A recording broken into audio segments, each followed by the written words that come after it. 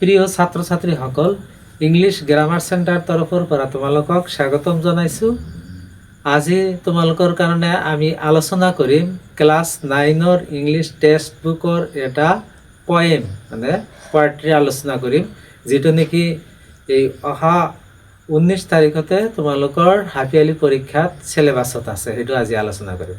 ছাত্ৰ ছাত্ৰীসকল, এই পৰছ আৰু পোয়েট্ৰি চাই তোমালোকে ভয় নকৰিবা, কাৰণ এই যিকোনো পয়েমে হওক বা পৰছে হওক সেইটো নিজৰ ভাষাত আগত জানি ল'বা।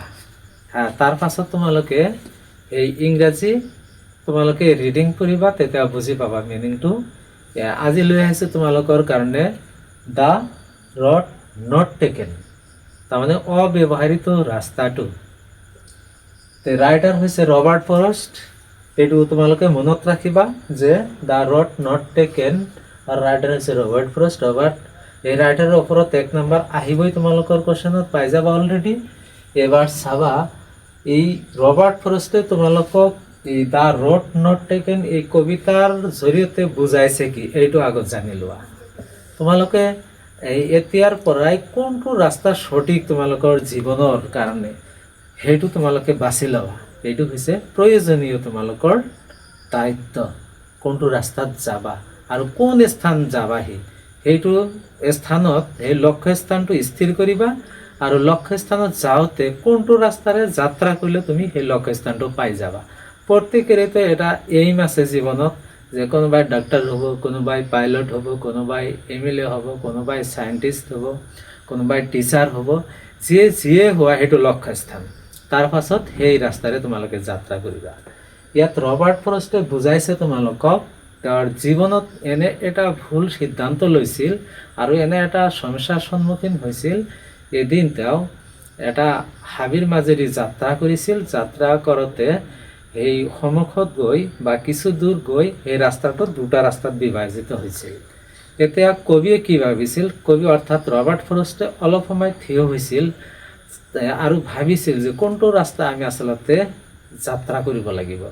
তাততো কোনো মানুহো নাই, আমিতো 2টা ৰাস্তা ফালে কাকো বা সুধো তাত দেখা হ'লে যে অমুক ঠাইত যাম, তেনেহ'লে কোন ৰাস্তাৰে যাম, কিন্তু তাততো কোনো মানুহ নাই।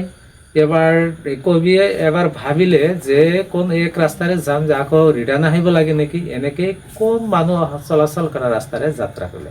অলপ দূৰত গৈ দেখিলে যে সেই ৰাস্তাটো কমপ্লিটলি বন্ধ হৈ আছে। That road completely closed.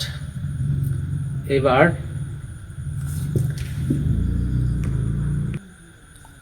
কবিয়ে কি কৰিলে, ৰিটাৰ্ণ আহিব লগা হ'ল। ৰিটাৰ্ণ আহি যে অৰিজিনেল যিটো ৰাস্তাৰে সেই স্থানটো পাব, সেই ৰাস্তা যে যাব এইফালে সোমায়ে নাই, হয়তো বেলি মাৰ গৈছে, সূৰ্য অস্ত গৈছে, কেনেকৈ যাব, তেনেহ'লে যোৱাই নহ'ল, সেই স্থান নাপালেই। আৰু ইয়াৰ দ্বাৰা ছাত্ৰ ছাত্ৰীসকলক বুজাইছে যে তোমালোকে এতিয়াই তোমালোকৰ জীৱনৰ লক্ষ্য স্থান স্থিৰ কৰা, আৰু সেই লক্ষ্য স্থানত উপস্থিত হ'বলৈ কোনটো ৰাস্তা ধৰিব লাগে সেই সঠিক ৰাস্তাটো এতিয়াই ধৰিবা, ভুল ৰাস্তাত যাত্ৰা নকৰিবা। ছাত্ৰ ছাত্ৰীসকল দেখা, ইয়াত আমি হাফ ইয়াৰলিৰ কাৰণে কুৱেশ্যন লৈ আহিছোঁ। হাফ ইয়াৰলি পৰীক্ষা যোৱাৰ পাছত আকৌ আমি এই পদটো ভালকৈ বুজাই দিম। যে দেখা number 1 question, where does the traveller find himself. এবাৰ দ্য ট্ৰেভেলাৰ কাক বুজাইছে, এই ৰবাৰ্ট ফ্ৰষ্ট নিজে ট্ৰেভেলাৰ, এজন যাত্ৰী হৈ যাত্ৰা কৰিছিল। So' where does the traveller find himself, এই যাত্ৰীজনে নিজকে ক'ত পাইছিল। এনচাৰ, ইন এ ফৰেষ্ট, এখন হাবিত পাইছিল। Number 2, what problem does he face, এই he that means Robert Frost, এই ৰবাৰ্ট ফ্ৰষ্টে কি সমস্যাৰ সন্মুখীন হৈছিল। এনচাৰ হ'ব 1, on which road he should take, তাৰমানে কোন ৰাস্তা তেওঁ লোৱা উচিত, এইটো সমস্যাৰ সন্মুখীন হৈছিল, যিহেতু 2 roads diverged in a yellow wood. Number 3, what does a yellow wood mean, তাৰমানে এটা হালধীয়া হাবিয়ে কি বুজাইছে আচলতে।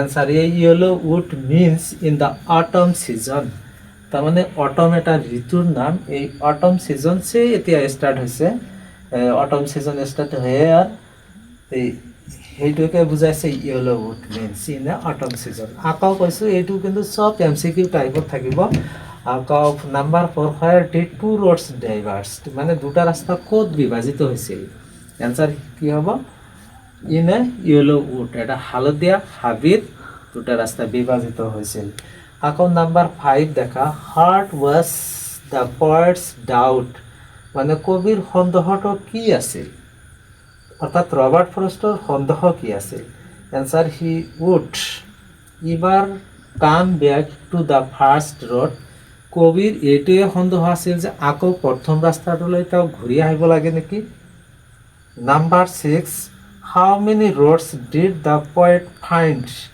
তাৰমানে কিমানটা ৰাস্তা কবিয়ে পাইছিল এনসাৰ 2 ৰোডস কোৱেশ্যনত থাকিব পাৰে 2 ৰোডস 3 ৰোডস 1 ৰোডস আকৌ ছাত্ৰ ছাত্ৰীসকলক কৈছোঁ এই পদ্ধতিটো যে তোমালোকে ৰিডিং কৰিবা ৰাইমিং ৱৰ্ড অৰ্থাৎ মিল থকা শব্দবিলাক কিন্তু মুখস্থ কৰিবা এইটো আহিবই কিন্তু হা পৰৱৰ্তী